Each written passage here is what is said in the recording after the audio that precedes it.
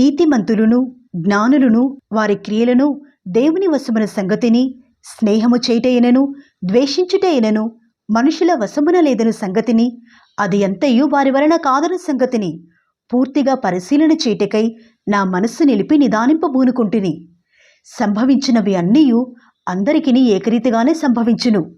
నీతిమంతులకును దుష్టులకును, మంచివారికిని పవిత్రులకును అపవిత్రులకును, బలులర్పించు వారికిని బలునర్పింపని వారికిని గతి ఒక్కటే. మంచివారికి ఎలాగునను పాపాత్ములకును అలాగుననే తటస్థించును. ఒట్టు పెట్టుకుని వారికి ఎలాగునను ఒట్టుకు భయపడు వారికిని అలాగుననే జరుగును. అందరికిని ఒక్కటే గతి సంభవించును. సూర్యుని క్రింద జరుగు వాటన్నిటిలో ఇది బహు దుఃఖకరము. మరియు నరుల హృదయము చెడుతనముతో నిండియున్నది. వారు బ్రతుకు కాలమంతయు వారి హృదయమందు వెర్రితనముండును. తరువాత వారు మృతుల ఎద్దుకు పోవుదురు. ఇదియును దుఃఖకరము. బ్రతికియుండు వారితో కలిసిమెలిసిన్న వారికి ఆశ కలదు. చచ్చిన సింహము కంటే బ్రతికియున్న కుక్క మేలుగదా. బ్రతికియుండు వారు తాము చత్తురని ఎరుగుదురు, అయితే చచ్చిన వారు ఏమీ ఎరుగరు. వారి పేరు మరువబడియున్నది. వారికిక ఏ లాభమును కలగదు. వారిక ప్రేమింపరు, పగపెట్టుకునరు, అసూయపడరు.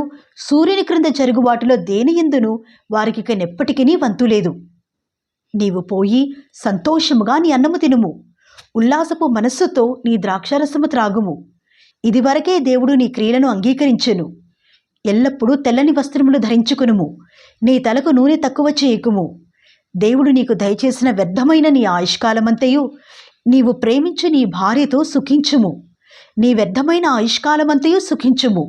ఈ బ్రతుకునందు నీవు కష్టపడి చేసుకునే దాని ఎంతటికి అదే నీకు కలుగు భాగము. చేయుటకు నీ చేతికి వచ్చిన ఏ పనినైనను నీ శక్తి లోపము లేకుండా చేయుము.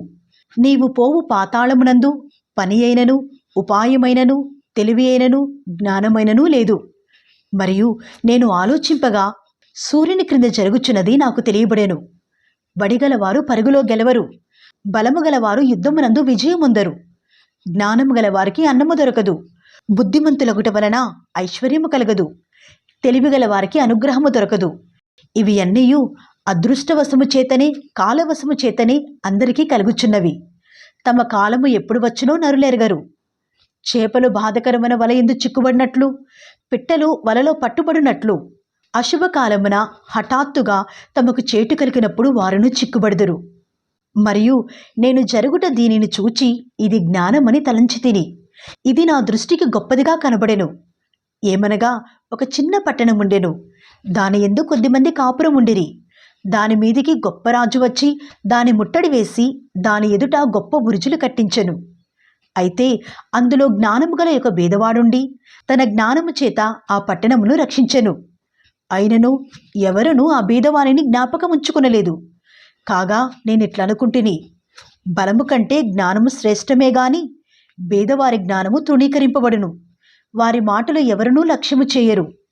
బుద్ధిహీనులలో ఏలువాని కేకల కంటే మెల్లగా వినబడిన జ్ఞానుల మాటలు శ్రేష్టములు. యుద్ధాయుధముల కంటే జ్ఞానము శ్రేష్టము. ఒక పాపాత్ముడు అనేకమైన మంచి పనులను చెరుపును.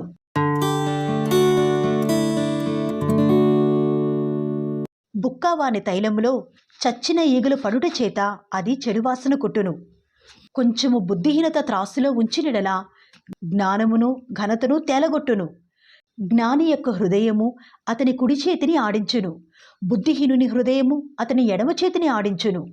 బుద్ధిహీనుడు తన ప్రవర్తనను గూర్చి అధైర్యపడి తాను బుద్ధిహీనుడనని అందరికీ తెలియజేయును.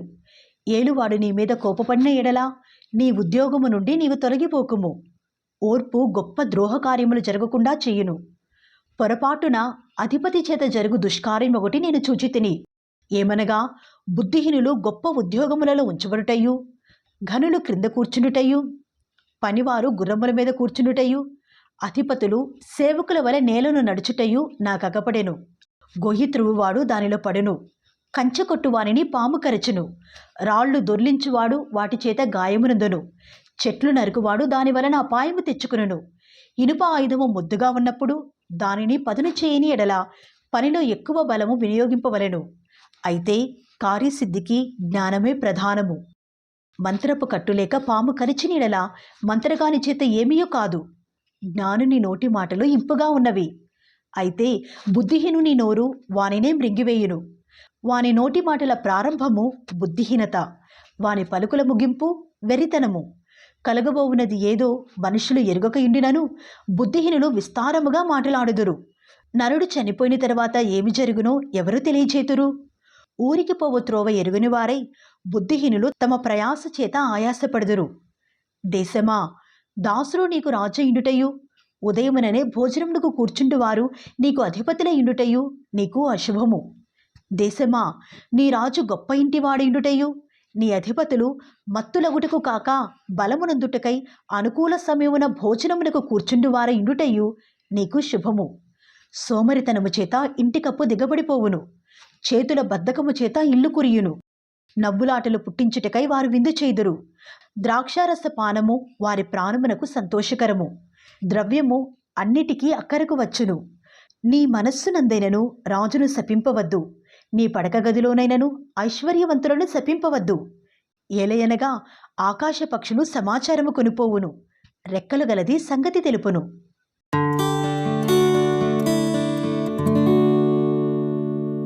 నీ ఆహారమును నీళ్ల మీద వేయుము, చాలా దినములైన తర్వాత అది నీకు కనబడును.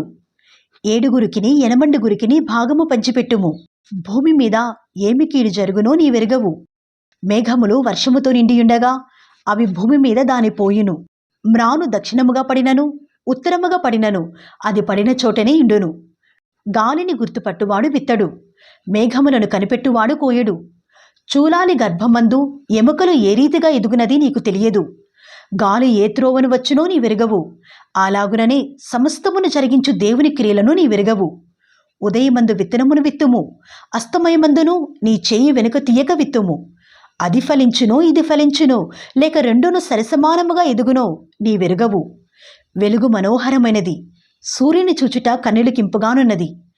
ఒకడు చాలా సంవత్సరములు బ్రతికిన ఎడలా చీకటి గల దినములు అనేకములు వచ్చునని ఎరిగియుండి తాను బ్రతుకు దినములన్నీ సంతోషముగా ఉండవలను. రాబోవునదంతయు వ్యర్థము. యవనుడా, నీ యవనమందు సంతోషపడుము, నీ యవన కాలమందు నీ హృదయం సంతుష్టిగా ఉండనిమ్ము. నీ కోరిక చొప్పునను నీ దృష్టి యొక్క ఇష్టము చొప్పునను ప్రవర్తింపుము. అయితే వీటన్నిటిని బట్టి దేవుడు నిన్ను తీర్పులోనికి తెచ్చునని జ్ఞాపకముంచుకొనుము. లేత వయస్సును నడిప్రాయమును గతించిపోవునవి గనక నీ హృదయములో నుండి వ్యాకులమును తొలగించుకొనుము. నీ దేహమును చెరుపుదాని తొలగించుకొనుము.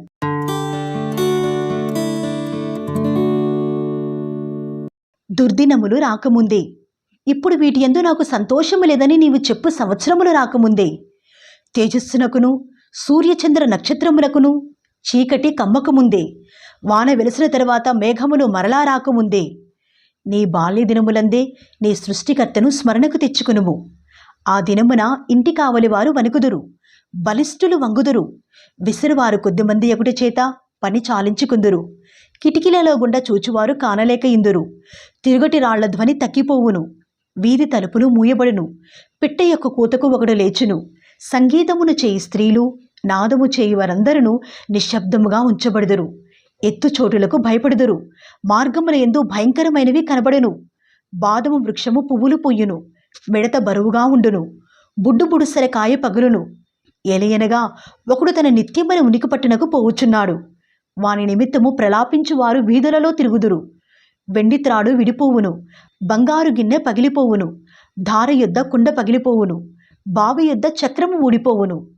మన్నైనది వెనుకటి వలనే మరలా భూమికి చేరును. ఆత్మ దాని దయచేసిన దేవుని యొద్దకు మరలా పోవును. సమస్తము వ్యర్థమని ప్రసంగి చెప్పుచున్నాడు. సమస్తము వ్యర్థము. ప్రసంగి జ్ఞానియై ఉండెను. అతడు జనులకు జ్ఞానము బోధించెను. అతడు ఆలోచించి సంగతులు పరిశీలించి అనేక సామెతలను అనుక్రమపరిచెను. ప్రసంగి ఇంపైన మాటలు చెప్పుటకు పూనుకొనెను. సత్యమును గూర్చిన మాటలు యథార్థ భావముతో వ్రాయుటకు పూనుకొనెను. జ్ఞానులు చెప్పు మాటలు ములుకుల వలెను చక్కగా కూర్చబడి బిగగొట్టబడిన మేకుల వలె ఉన్నవి. అవి ఒక్క కాపరి వలన అంగీకరింపబడినట్టున్నవి. ఇదియుగాక, నా కుమారుడా, హితోపదేశములు వినుము. పుస్తకములు అధికముగా రచింపబడును, దానికి అంతము లేదు. విస్తారముగా విద్యాభ్యాసము చేయుట దేహమునకు ఆయాసకరము. ఇదంతయు వినిన తరువాత తేలిన ఫలితార్థమిదే. దేవుని యందు భయభక్తులు కలిగియుండి ఆయన కట్టడలను అనుసరించి నడుచుచుండవలెను. మానవ కోటికి ఇదియే విధి. గూఢమైన ప్రతి అంశమును గూర్చి దేవుడు విమర్శ చేయనప్పుడు ఆయన ప్రతిక్రియను అది మంచిదే గాని చెడ్డదే గాని తీర్పులోనికి తెచ్చును.